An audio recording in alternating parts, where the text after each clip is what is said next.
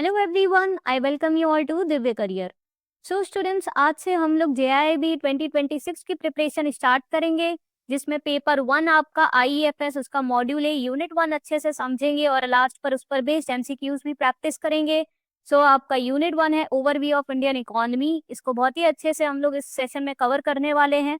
तो चैनल को सबसे पहले जरूर से सब्सक्राइब करके बेल आइकन प्रेस कर दीजिए to get timely notification of all the uploaded videos. साथ में जेआईबी के लिए टेलीग्राम ग्रुप ज्वाइन कर लीजिएगा, उसकी लिंक मैंने शेयर कर दी है डिस्क्रिप्शन बॉक्स। वहां पे आपको जेआईबी रिलेटेड सारी अपडेटेड इन्फॉर्मेशन मिल जाएंगी, क्विजेस मिल जाएंगे प्रैक्टिस करने के लिए। So do join our Telegram group. तो चलिए फिर स्टार्ट करते हैं हम लोग आज का सेशन। सो इसमें है आपका सबसे पहला topic evolution of Indian economy.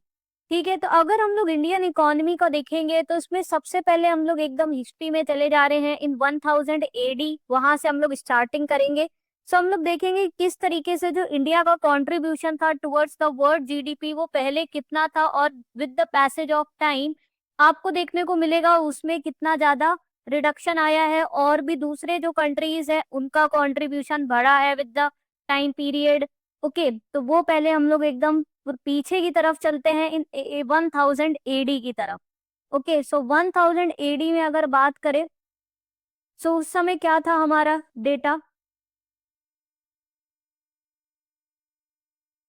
So according to ANGES medicine database, India and China contributed 50.5% of the global GDP in 1000 AD।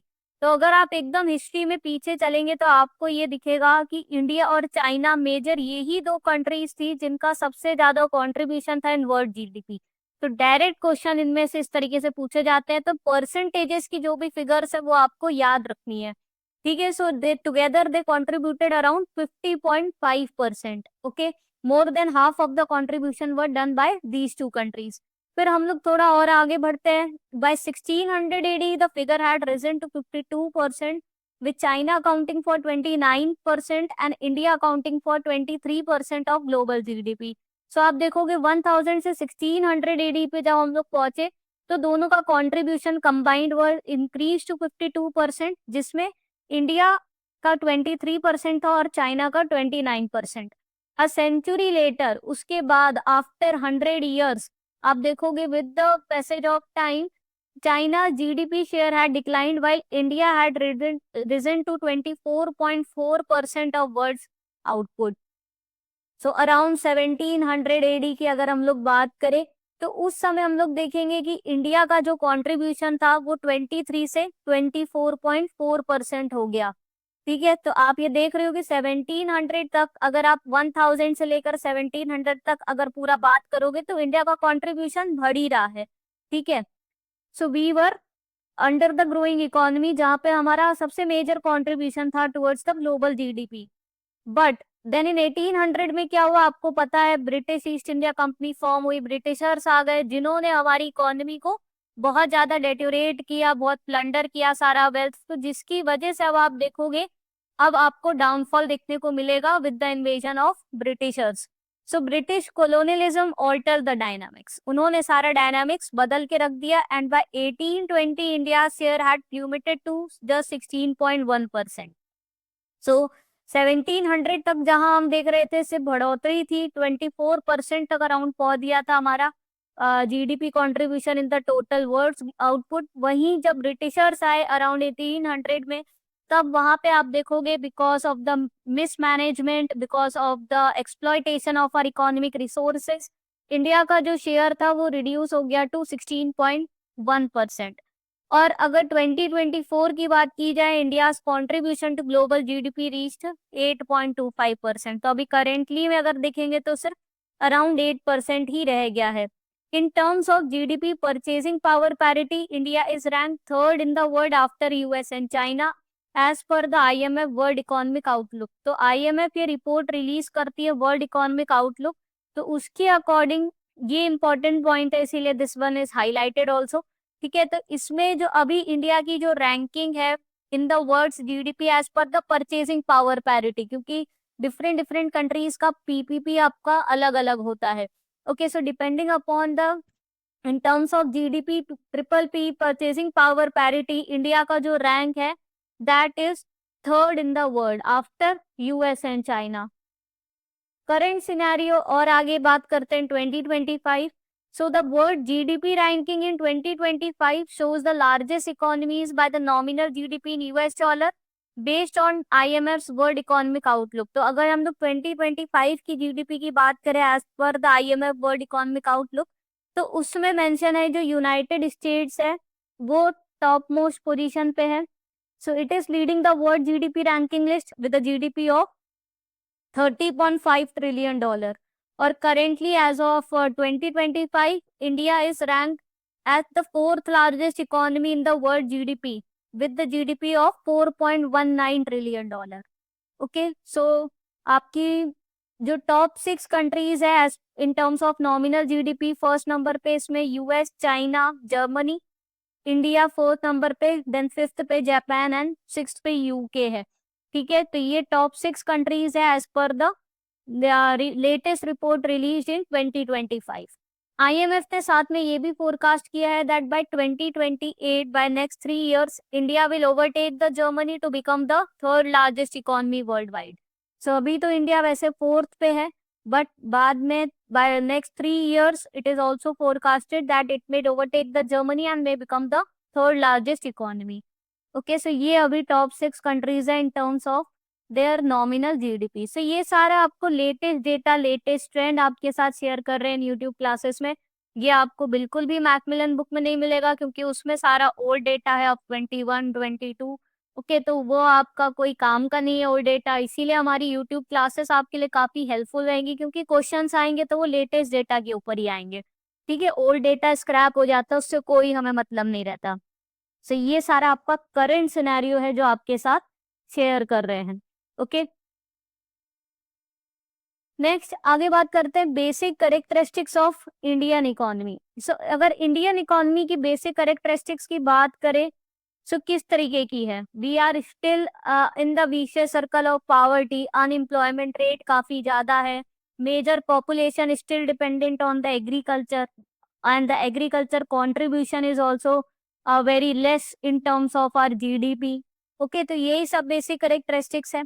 तो इसी के हिसाब से जो वर्ल्ड बैंक है वो डिफरेंट वर्ल्ड की जो इकोनॉमीज है उनको 4 कैटेगरीज में डिवाइड करता है considering their per capita income. Okay, so per capita income के बेसिस पे वो इकोनॉमीज को 4 कैटेगरीज में डिवाइड करता है, that is low income, lower middle income, upper middle income and higher income. So अगर इंडियन इकोनॉमी की बात करें, it falls under the category of lower middle income. Countries that have a per capita income between $996 and $3895 fall in this classification। तो यहाँ पर India लाई कर रहा है और यहाँ पर वो कंट्रीज फॉल करती है जिनका पर कैपिटा इनकम इस रेंज में आता है। ओके, $996 से लेकर 3895 के बीच में पर कैपिटा इनकम। तो वैसे तो इंडिया देखिए आगे बढ़ती जा रही है वर्ल्ड इकोनॉमी में, नॉमिनल जीडीपी के हिसाब से फोर्थ लार्जेस्ट है, बट हमारी जो पर कैपिटा इनकम है वो बहुत ही ज्यादा लो है, जो 10th नंबर पे भी कंट्री है उससे भी कम है। ओके, क्योंकि पॉपुलेशन बहुत ज्यादा और बहुत ज्यादा यहाँ पे वेल्थ जो है that is concentrated in the few health.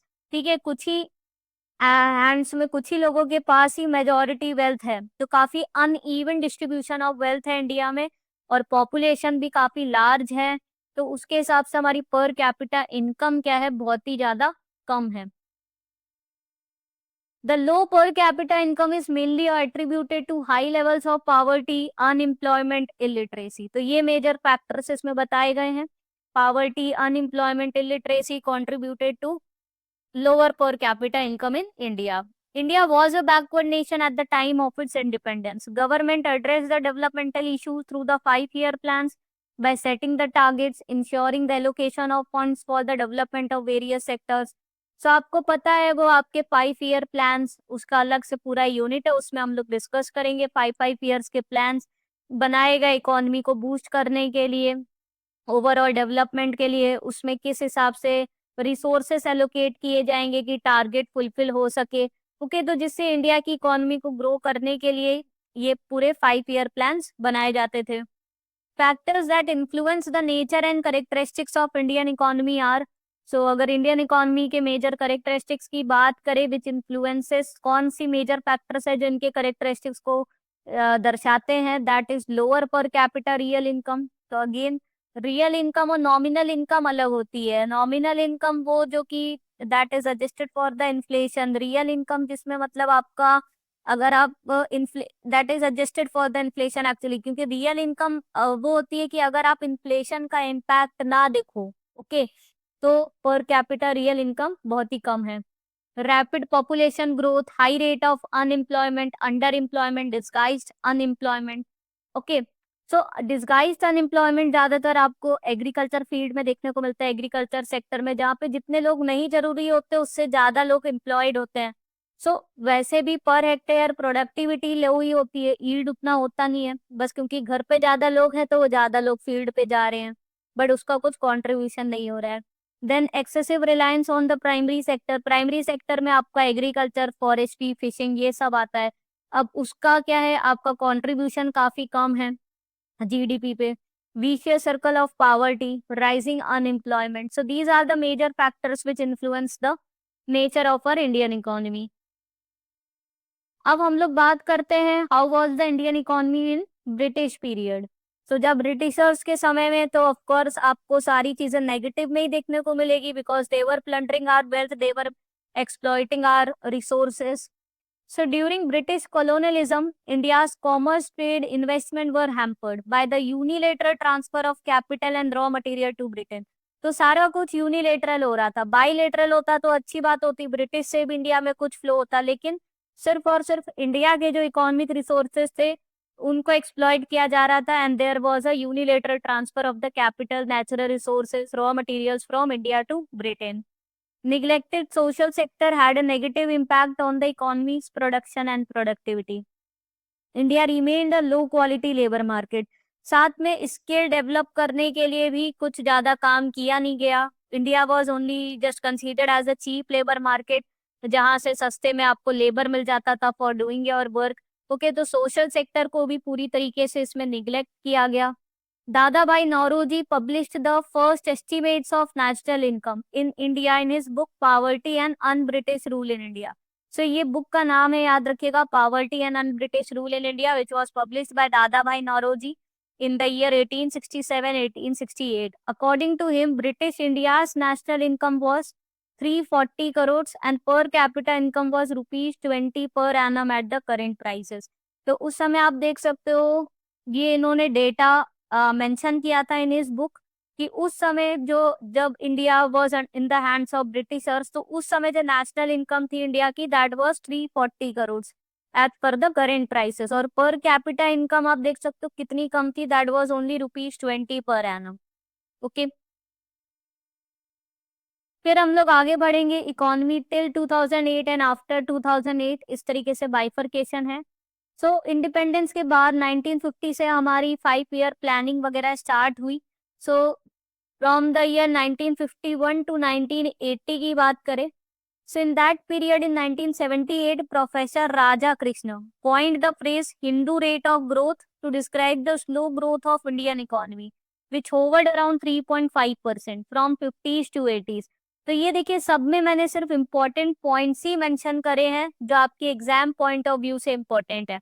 सो अगर इस पीरियड में बात करें तो उस समय एक प्रोफेसर हुआ करते थे राज कृष्णा, जिन्होंने ये एक स्पेशल टर्म डिस्कवर किया that was Hindu rate of growth to show our Indian economy, जो ये बताता था कि जो इंडियन इकोनॉमी थी वो काफी ज्यादा लो थी उस समय, there was a very slow growth and it was only around 3.5% during this whole period. Then 80 to 90s की बात करें, it is regarded as a period of economic buoyancy. अब देखिए इकोनॉमी थोड़ी अच्छी हुई, ग्रो हुई तो economic buoyancy. During this period sixth 5 year plan of 80 to 85 India break the curse of Hindu rate of growth. तो ये जो स्लो रेट ऑफ ग्रोथ था इसको इसने ब्रेक किया और अभी हमें इकोनॉमिक बायोंसी देखने को मिली, मतलब कि ग्रोथ देखने को मिली। Higher government spending, liberalized import policies of government, increased import of capital goods provided the much needed fiscal stimulus to our Indian economy. तो अब इसमें थोड़ी सी इंपोर्ट पॉलिसीज को लिबरलाइज किया गया जिससे कि फ्री ट्रेड हो सके between India and other countries. Capital goods जैसे इन्वेस्टमेंट किया गया इन प्लांट मशीनरी जिससे कि इकोनॉमी एक्सपैंड हो सके। Okay, government spending in the for the public utilities, health, education, तो उससे सोशल सेक्टर इम्प्रूव होता है। Okay, so all that led to the higher growth of economy in 1980 to 1990 period. Then comes the 92 to 2008 phase. So this period is referred to as post-reform period. Following 1991 economic crisis, implementation of reforms and the adoption of liberalization, privatization, globalization policies paved the way for positive economic outcomes and higher GDP growth rates. So 91 के समय आपको पता है India की हालत बहुत खराब हो गई थी। India faced the BOP crisis, balance of payment crisis, export बहुत ही नेग्लिजिबल थे और इंपोर्ट का जो बिल था वो काफी बढ़ता जा रहा था। इंडिया के पास हार्डली इतना ही फॉरेन एक्सचेंज बचा था कि वो 2 वीक्स का और इम्पोर्ट कर सके। ओके, तो उस समय वो काफी ज्यादा डिपेंडेंट थे ऑन आईएमएफ, उन सब से काफी ज्यादा लोन वगैरह लिया गया गोल्ड के अगेंस्ट। ओके, तो वो सारी चीजें हुई। फिर 91 में इंडिया ने इकोनॉमिक रिफॉर्म किया on the larger front which was LPG policies, जिसमें आपका लिबरलाइजेशन, प्राइवेटाइजेशन और ग्लोबलाइजेशन 3 चीजें आती है। लिबरलाइजेशन के अंदर जो स्ट्रिक्ट रूल्स रेगुलेशंस थे इंडस्ट्रीज वगैरह उनको लिबरलाइज किया गया, जिसको बहुत ही ज्यादा कंट्रोल करती थी गवर्नमेंट। ओके, तो काफी इंडस्ट्रियल लाइसेंसिंग पॉलिसी वगैरह उसमें काफी सारी चीजें लिबरलाइज करी गई। प्राइवेटाइजेशन में जो काफी PSUs which were only under the control of government उनको प्राइवेटाइज किया गया, उसको एक और कॉम्पिटिटिवनेस लाने के लिए, उनकी एफिशिएंसी इंप्रूव करने के लिए।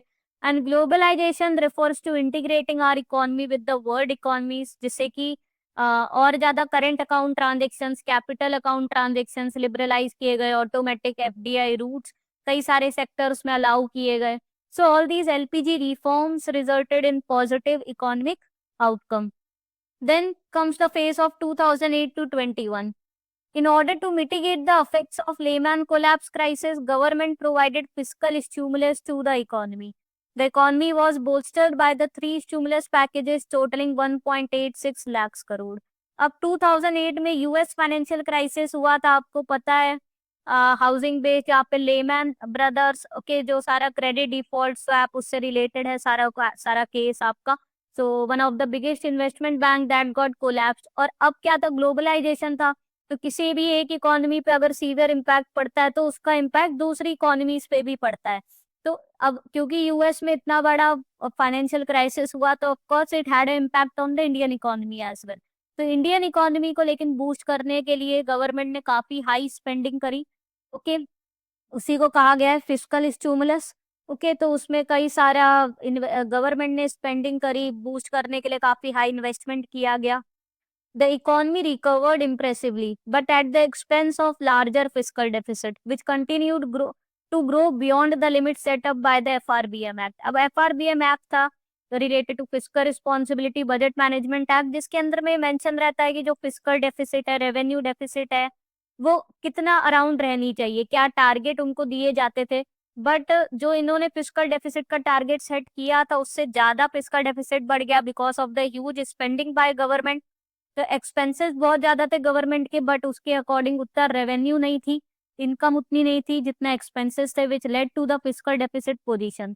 सो fiscal stimulus never phased out and India allowed the current account deficit also to balloon. Current account deficit होता है जब हमारा import is more than our export, so that condition leads to current account deficit.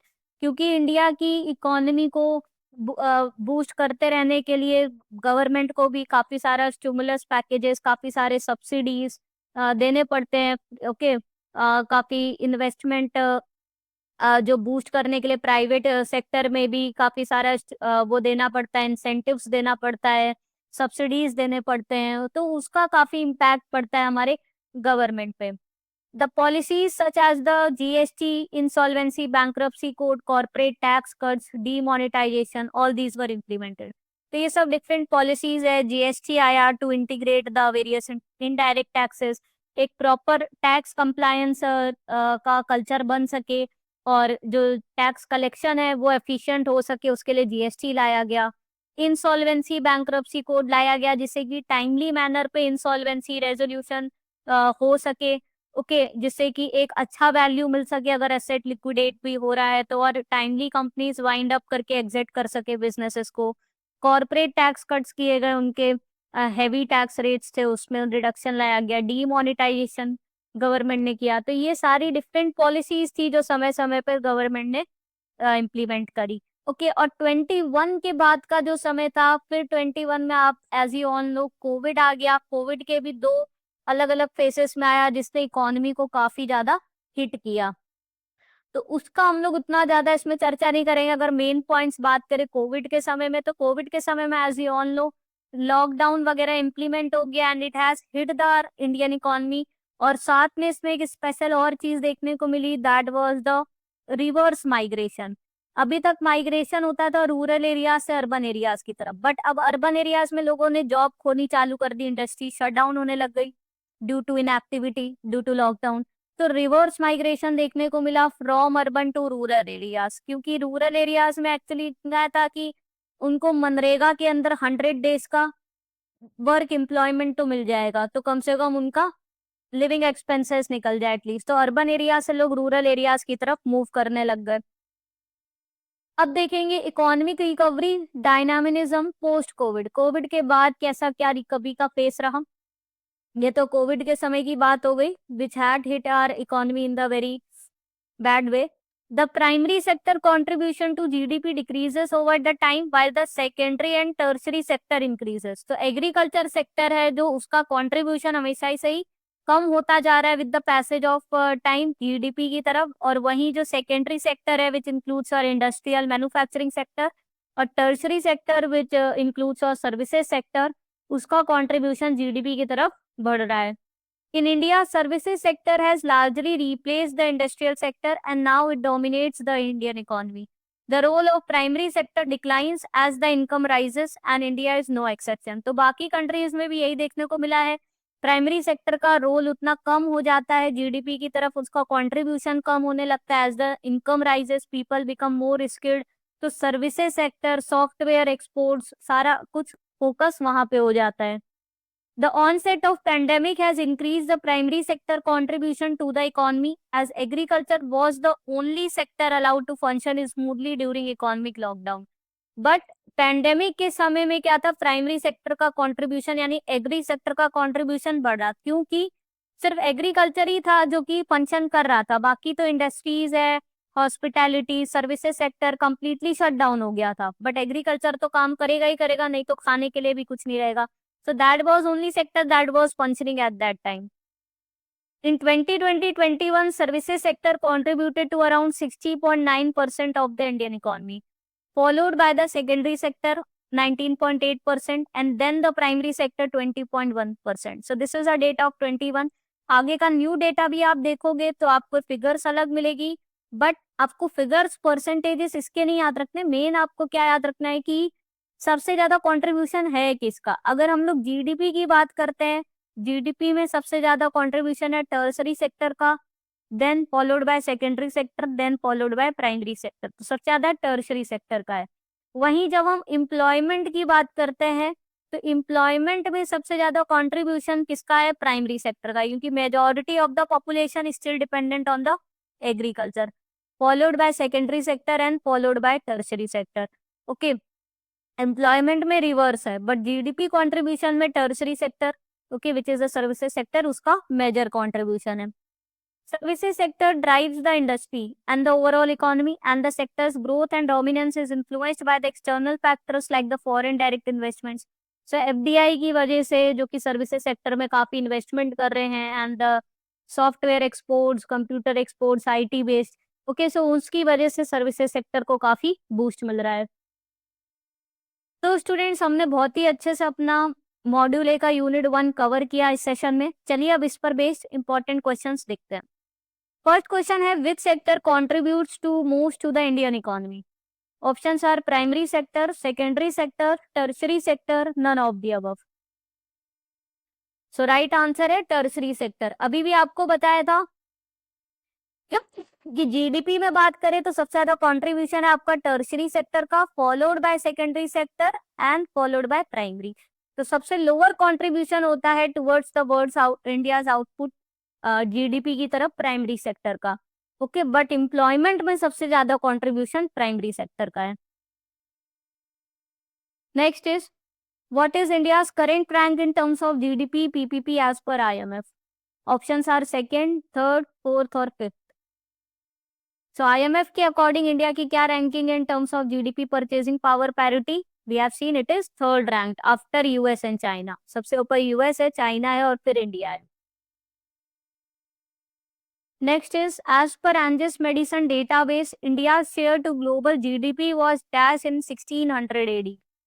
Options are 8%, 15%, 23%, 30%.